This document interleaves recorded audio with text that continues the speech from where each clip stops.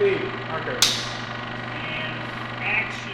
This podcast is being recorded at the Motion Picture Institute, the oldest film school in Michigan, training the next generation of filmmakers today. Check out the website motionpicture.edu and schedule a tour now.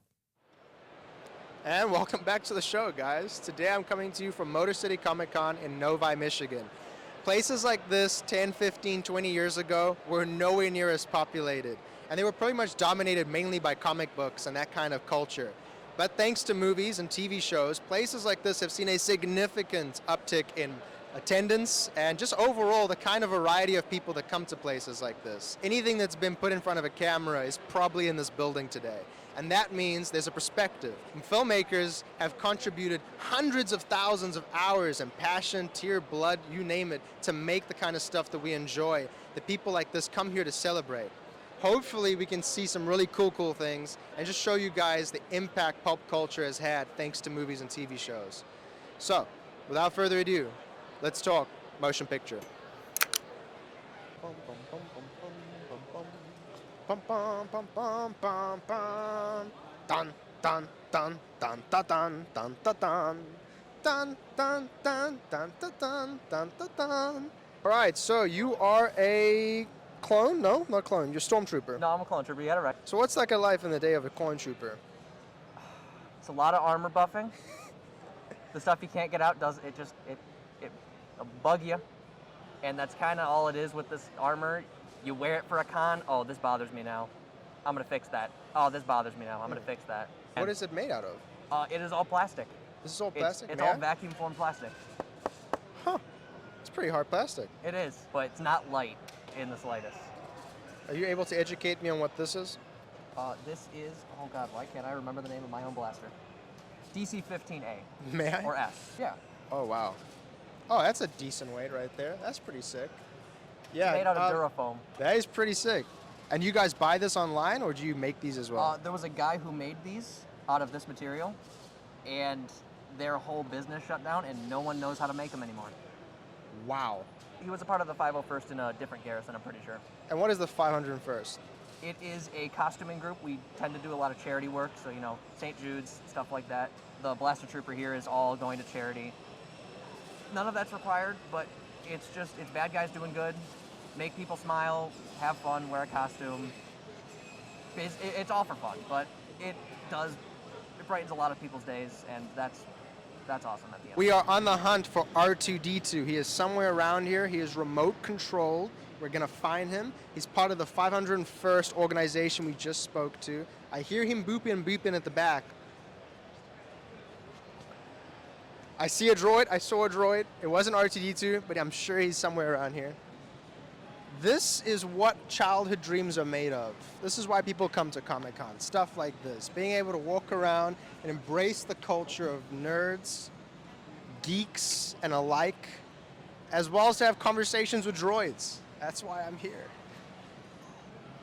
There he is. This is so exciting. Can you hear him talking? Wow. He is quite chatty today. Can you tell me what's the best Star Wars movie? Really? Solo? I feel like it's a bad choice.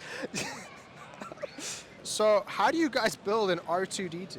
His parts come from all over the world. His dome is from Great Britain. His eye is from a guy in Switzerland. His hoses are from a plumber somewhere in Indiana. Wait, so the plans are online? Yep. So you can build one of these guys? Yep. But he's 2 years worth of work. At how much of money? This particular R2 is about $6,000 worth of parts inside of him. Huh.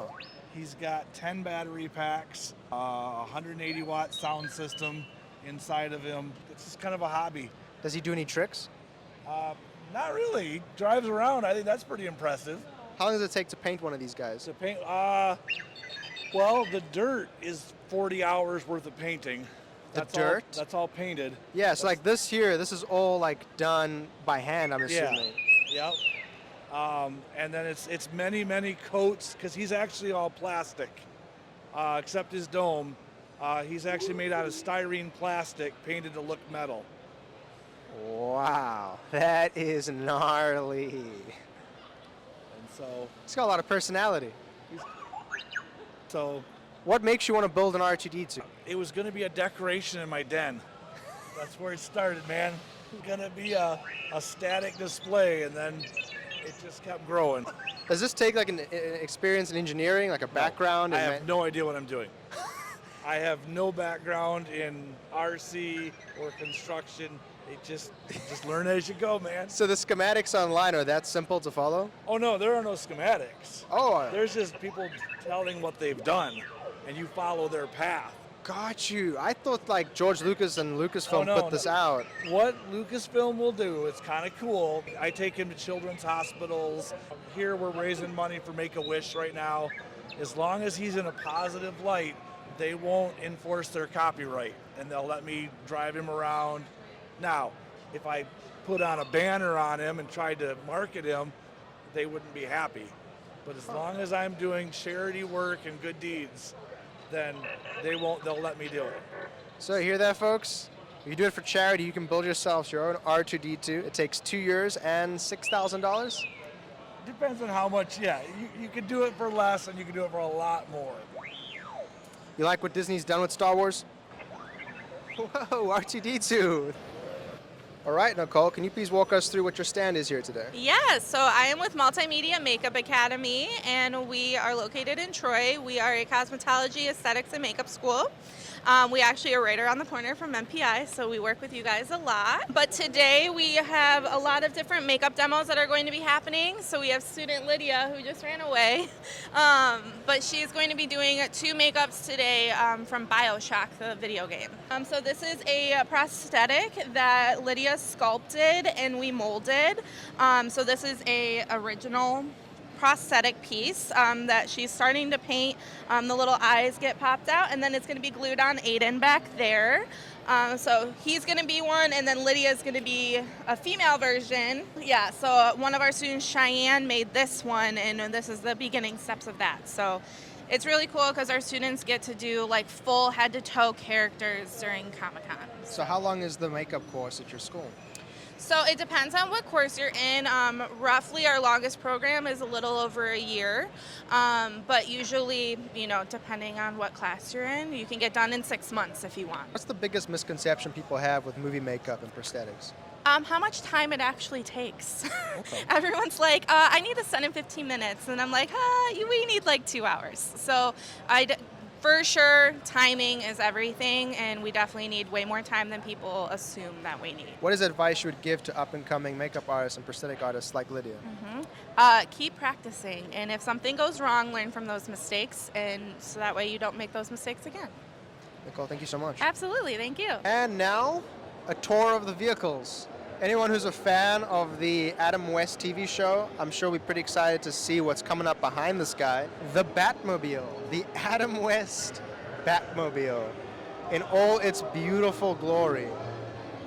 Now that is something. Woo!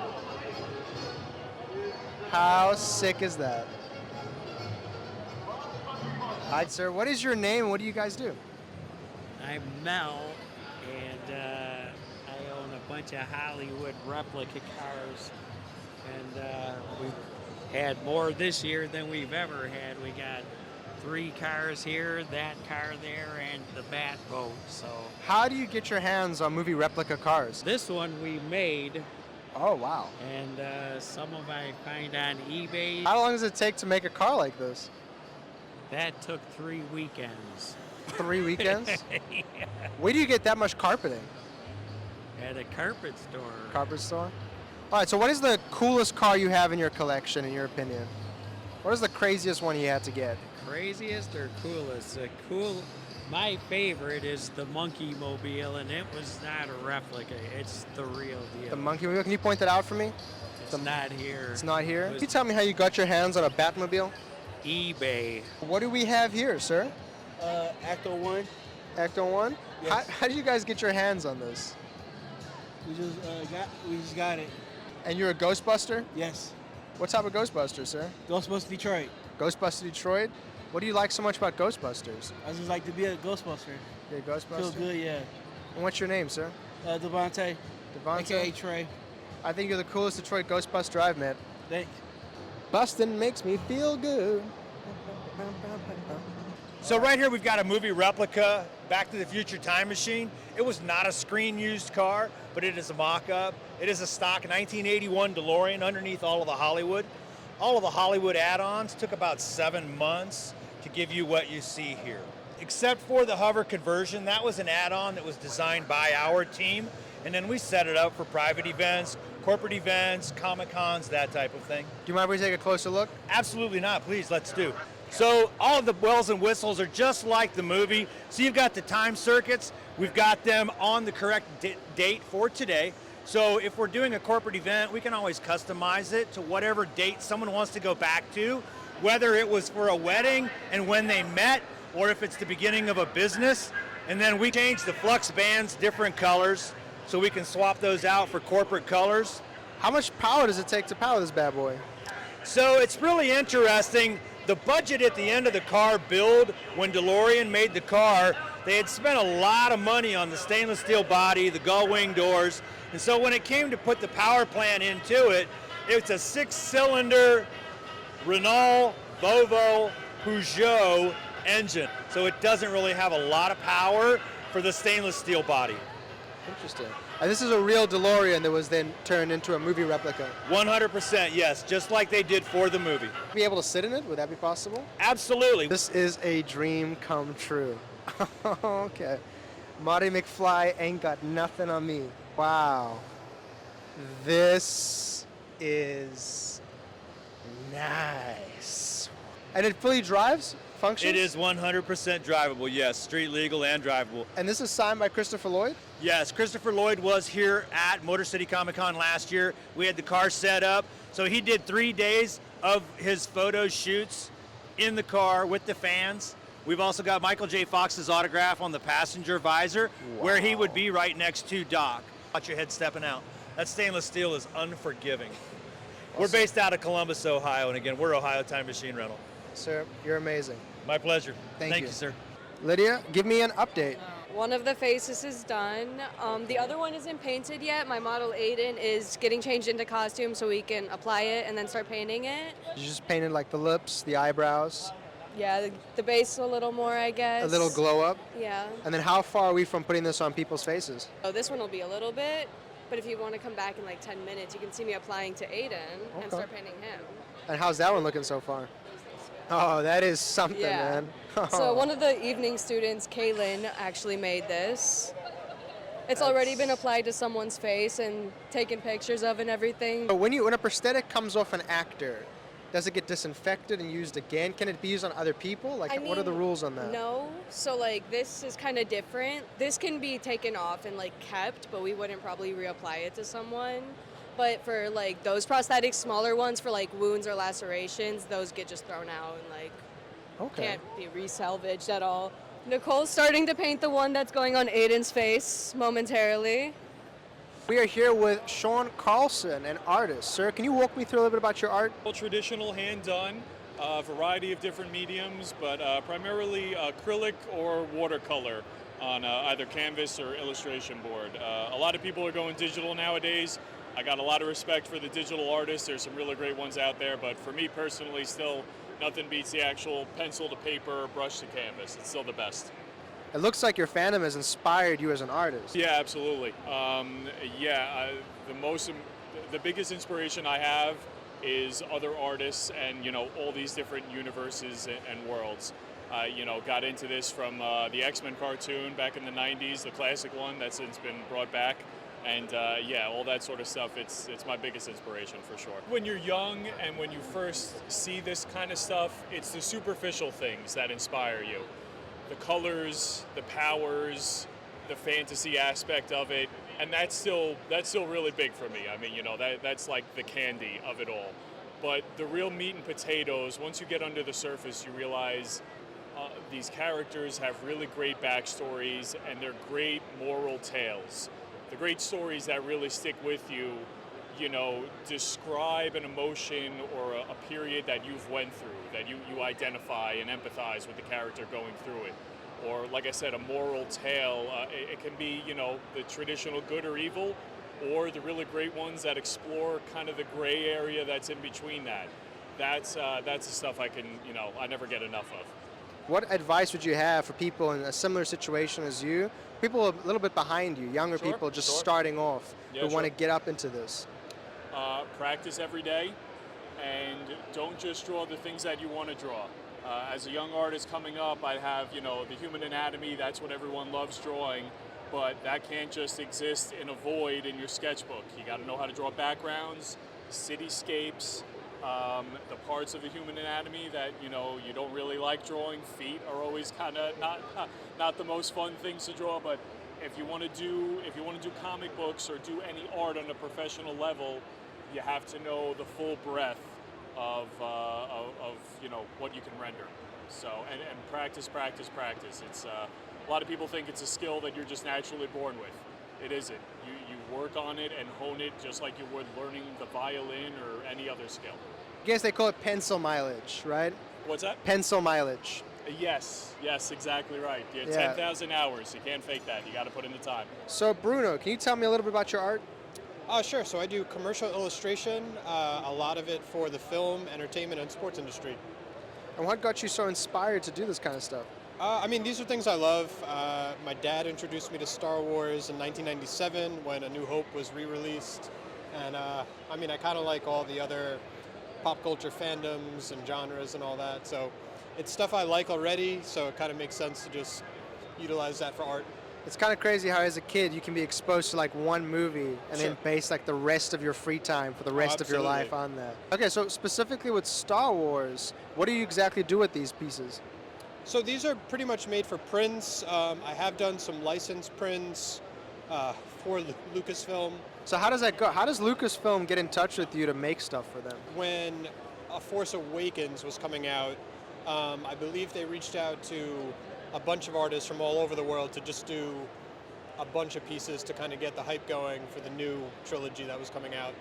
So they just someone found you on social media. I guess there's a lot of importance for artists to market themselves online then, Yeah, I would say so. especially if you're doing this type of art. Sure. Which I mean is kind of in a beautiful way, it comes full circle because you start off getting inspired. Yep. You then spent years perfecting your talent, making beautiful artwork for them to then see that artwork and feed it back into their machine. That is true. That's kinda but, cool. It's like if you're doing something that you love, whether you get a payoff like that or not, I think the journey is kind of rewarding in and of itself. I'm sure it was also gratifying to kind of contribute Of back course, to the of fandom, course, right? yeah. So, Aiden, how is it going? So currently it feels like I have a big pancake stuck to my face. Tell me real quick, what are we looking at here? Like to finish, I want to say like 15 to 20 minutes. Yeah, this is really cool. I heard that you shaved your head yesterday, Aiden. Is that true? It's clean and It's clean and conditioned, he said. Oh, here we go. Do you wanna take it oh, out? my I don't really goodness. wanna touch it, oh, to be gross. So that is about a quarter pound of human hair. It's got some weight to it. Yeah, do you think it would match me? let me see the beard. I think you can make it work. Do you need someone to take this hair back from me? It's kind of weird. He can hold it. I guess I have one last question, actually. Aiden, is there any advice you'd give to someone who needs to go through this process? Bring liquid. The dry mouth kind of sucks, and have your eyes closed the whole time. So meditation and straws. That's Yeah. pretty much the gist There of you it. go, yeah. All right. Thank you, guys. I am with Martin Kleber, accomplished actor who's been in part of franchises like Pirates of the Caribbean. Sir, I appreciate you giving us your time so generously. I'd love to have just a couple tidbits of your experience as an actor. If you could just let us know what that's been like for you. Yeah. Well, I grew up here in Troy, Michigan. Went to all the schools there, and it was actually my drama teacher at Troy Athens who got me to get the bug for acting. So I did Broadway for about 10 years, and then finally I moved to LA in 2000. So I figured I'd want to see what the movie side was like of the film. And a couple commercials and a couple movies later, and I was living there. I lived there for the last 20 years, and I now live in Knoxville, Tennessee, because you no longer need to live in California to be in the business. They shoot so much everywhere else throughout the United States. How did you land a franchise like Pirates of the Caribbean? How did that come about? I was lucky. I was working on a movie called The Haunted Mansion with Eddie Murphy and another film. I'm a big fan of But that there movie. was a stunt guy on both of those films that I was with, and he was the one who told me, hey, Marty, they're going to be doing a a movie about the Pirates of the Caribbean ride, and nobody knew it was going to be huge. They just thought, because they thought Haunted Mansion with Eddie Murphy was going to be the big blockbuster, and so I put in my name and got on as a stuntman, and then the role just kind of took over as itself, and next thing I knew, I did 4 out of the 5 movies, and I've been lucky. I'm a big fan of the movies, sir. Thank you. I guess, yeah, so with everything you've experienced, you've gone to a level that most actors can only dream of getting to. What advice would you have for up-and-coming actors like yourself? Get really good at doing auditions and self-taping, because it's not the world that I grew up in where you had to drive down to Hollywood and go in front of a cattle call of a bunch of people. Now it's self-tape at home, and if you're not able to connect to that casting director, you'll lose them within the first minute. So be really good at doing that and speaking, and let it all hang out. Don't pull back. They'll tell you, hey, we need more, or pull back if they want you to. But give it everything you got and just go for it. Martin, I'm a big fan, sir, and I appreciate your time. Thank you very much. I'm guessing you're a movie fan, miss. So what are you looking for? I'm looking just at anything. Just trying to see if I can find anything to put in my room. You're going through the horror section. Are you a horror fan? Kind of, yes. What's your favorite horror movie? I like Halloween. Halloween? Yeah. I mean, look, they've got Scream. I don't know if they have a Halloween poster. Wow, they do have a Halloween poster. That is, wow. Call me a liar, guys. And do you think movie posters are a little out of place in a Comic-Con? No, not at all. What about it do you think just fits perfectly with the culture? I think that it fits perfectly with culture because, everybody kind of has to base their own style off of something, and whether that's like a movie or a book or, it's just perfect for here. What kind of impact do you think horror has had on pop culture? I think that it kind of gave the public a new perspective to look at film in a way that it isn't always just happy things. It can be more like scary things too. Is it like a relief, like a sensation? Yeah. Because I've heard it being compared a lot to like roller coasters. Yeah, it's like it builds up and then it's like a really kind of rush of excitement when it's at the climax. I appreciate your time. Thank you.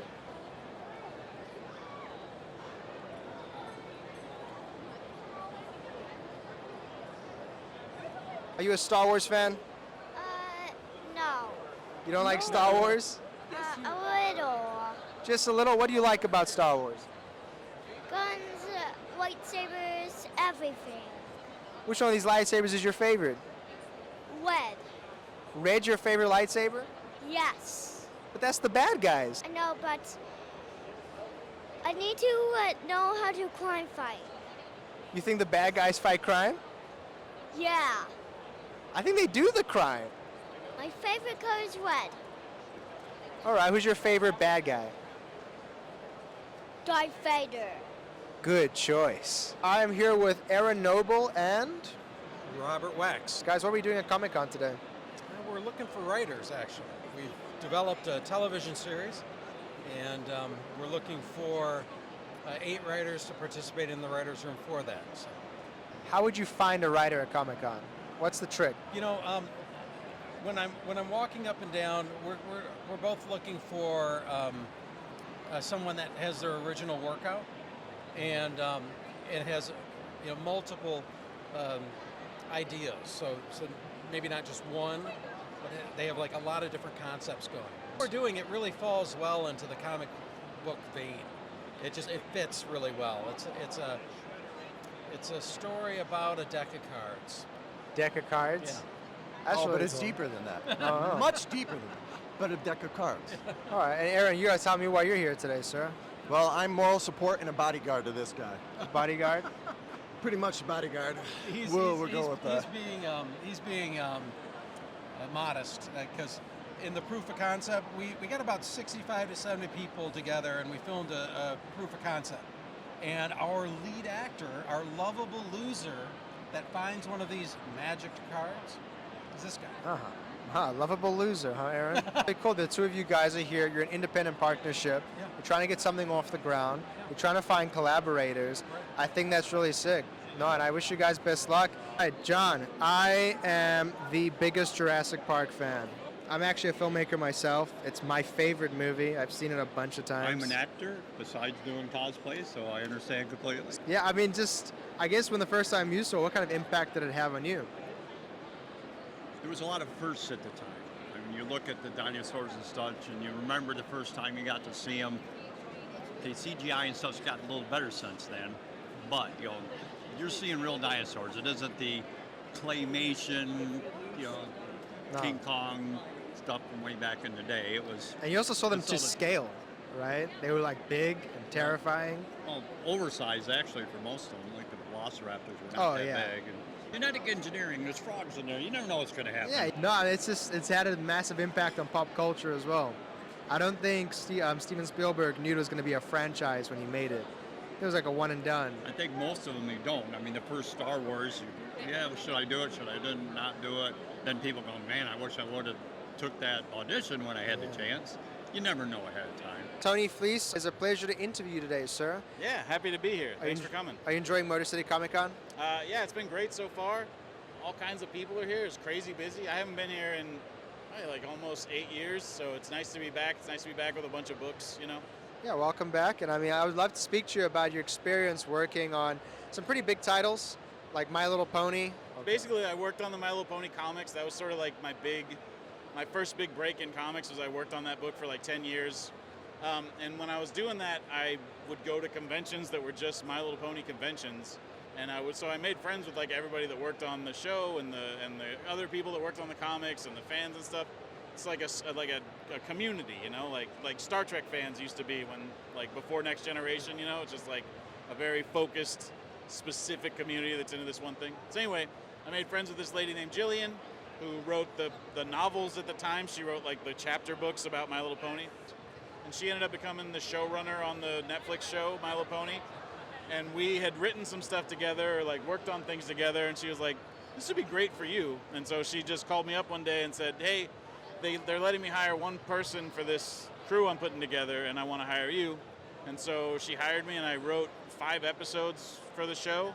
I had never like written a screenplay before. I didn't own Final Draft before I got the job, so I had to like buy Final Draft and like look up how you're supposed to do it, because I just wrote comic books, What's the biggest difference from jumping from writing comic books to writing for television? What's crazy is that TV pays way better, but is way easier to write, because with comics, you're not just writing the dialogue and like the scene header or whatever. You're writing like the panels and what happens in each panel, and it's sort of like broken all the way down. You're sort of doing more parts of the job than just writing the screenplay for or the script for a TV episode. And then you got to do something really, really cool that I'm a big fan of. You got to do the comic book continuation for Army of Darkness. Yeah. How did that come about? So, Dynamite has published Army of Darkness comics since 2004. They've been doing it for 20 years now. And I had worked for them when I was working on My Little Pony. I would do like these cute little, like Scotty Young style baby covers, basically, where I would draw like a little baby Ash and baby Vampirellas and stuff, like baby versions of their characters. And then I did this book called Stray Dogs, and when that was very successful, Dynamite was like, oh, we already know this guy, we like him. So they hired me and Trish, who worked on Stray Dogs with me, to do like a bunch of variant covers with dogs, and we did an Army of Darkness cover with dogs. And then they were like, hey, would you be interested in writing Army of Darkness? Like, if you could we want to do like a big 30th anniversary of Army of Darkness book, what would you do if you could do that? And I was like, well, has anybody ever done the sequel to the movie? Like, there's 2 endings to Army of Darkness. There's the ending where Ash goes back to S-Mart, Hail to the King, baby, this sort of thing, But then there's this director's cut, like, European ending, where Ash drinks this potion to sleep for 700 years and wake up in the future, and he drinks 1 drop too many, and so he sleeps an extra 100 years, and he wakes up in, like, the post-apocalypse. I didn't even know this was a real thing. Oh, yeah, look it up on YouTube. It's awesome. So the story that I pitched them was like, has anybody ever done what happens after that other ending? And they were like, nobody ever did that. And I was like, well, that sounds like what I would want to do. So I did. I said, like, what I'd like to do is like tell a story that's the future Ash, but then also make it work with the ending that everybody else knows, and tell more stories about Sheila. And I wanted to do like 3 timelines at the same time. Also, like I love the movie, but I love 2 and like the first and second one even more because they're gorier and more violent. And so I was like, well, if I'm going to do this, I also want to make it very violent because that's what I like about this too. Like, and the TV show's very violent. Like, I like Ash as just a regular guy that has to see like horrific violence all the time and just be like with a chainsaw arm. Yeah. I've got 2. What is like the downsides and upsides of working with such big IPs? You know what's crazy is most of the IPs that I work for, like I've worked on Star Wars, I've worked on My Little Pony, like Army of Darkness, Rick and Morty. All of those ones, the ones that you would think of as like licensed comics, the notes are very minimal. They're just like, this is fine, it's cool, we like it, you know? But then when you work with like Marvel and DC stuff, which I'm doing a little bit of now, the notes are much crazier. Because Elaborate.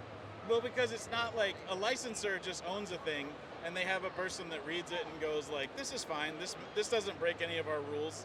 But when it's Marvel and DC, there's like whole staffs and editorial and stuff, and they have all this other moving parts and stuff. So like My Little Pony, when I'm drawing it or writing it, is the only My Little Pony comic that matters. Nothing else is crossing into it. But if I'm working on like an X-Men thing or a Justice League thing, all those have to account for like, well, Batman's over here and Superman's over here, and we can't have Robin say this because he just said this, and Robin, there's so much more continuity and stuff. So they have a team that makes sure there's no like. Well, yeah. So like editorial has to like double check things with other editorials and stuff. So I always heard people complain about licensed comics, and it can be a pain in the ass because sometimes they'll be like, you need to redraw this because it doesn't look right. They say this to other people. I'm very talented. They never said that to me. But I hear tell that people would be like, you need to redraw this, get it closer to on model, and people would bitch about that. But I've only exclusively had good experiences with licensors. As someone who's found success going from independent to the mainstream, I would like to know a little bit about how you found yourself in that position and what advice you could give to up-and-coming people who are trying to get into the same place as you. I mean, every time I've had any success, it's been from making my own thing, doing something that figuring out what's unique to me and my point of view and my perspective, and doing that, and just trying to do something different than what everybody else does. I see a lot of people make comics that are like the comics that they love, and that's cool, but that already exists, there already is that. So you gotta figure out a way to do something that's different. That's a great way for people to be like, oh, I read this comic. I had a friend that made a comic one time, it was called Clown Fight. It was about 2 clowns getting in a fight. I'll never forget it because I was just like, this thing rules. It sounds I would tell awesome. people about it. You got to read Clown Fight, So you just figure out what the thing is that you haven't seen before, but is unique to your sensibility or your thing, and do that.